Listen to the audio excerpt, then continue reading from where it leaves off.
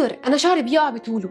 اطمني، أنا عايز الأول أوضح لك مشاكل تساقط الشعر في العموم بتكون يا إما نتيجة مشكلة عضوية أو مشكلة موضعية، وأشهر الأنواع لتساقط الشعر عند السيدات التساقط التفاعلي والصلع الوراثي النسائي. صلع وراثي؟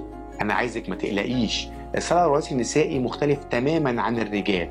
في الرجالة الشعر بيفقد تماما، مصيبة الشعر نفسها بيحصل لها ضمور تام وساعات تختفي تماما، لكن عند النساء ان البصيلة بتقعد فترة طويلة تقاوم وتصغر بس، او القطر بتاعها بيبقى رفيع. فانا دلوقتي مع التقدم العلمي بقى عندي منتجات بتقاوم الصلع الوراثي النسائي، منها حاجات تحتوي على ريدنسيل وبروكابيل والكافيين اللي بيزود الدورة الدموية للشعراية، وكمان السوبرميتو اللي بيقاوم الهرمون بتاع الصلع، هرمون الذكورة اللي بيسبب الصلع الوراثي النسائي. طبعا العلاج بتاعي بيكون من حاجات كتير، يمكن اشهرها الحقن، وكمان الادويه الموضعيه اللي اشهرها الامبولات اللي محتويه على المكونات دي زي ما قلناهم: ريدنسيل، بروكابيل، الكافيين، والسو بالميتو. ودلوقتي اقدر اطمنك ان الصلع الوراثي ما بقاش يتخاف منه، بقى له علاج.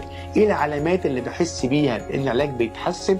من العلامات الاولى ان انا في خلال 4-6 أسابيع بيتوقف التساقط بصورة كبيرة، وفي خلال 6-8 أسابيع بيطلع الهير أو البيبي هير أقوى، ويطلع الشعر أدخن، وبالتالي بيبقى عندي أمل ويتحسن شكل الشعر. وكلمة صلع وراثي نسائي ما بقتش بتخض خلاص مرة تانية.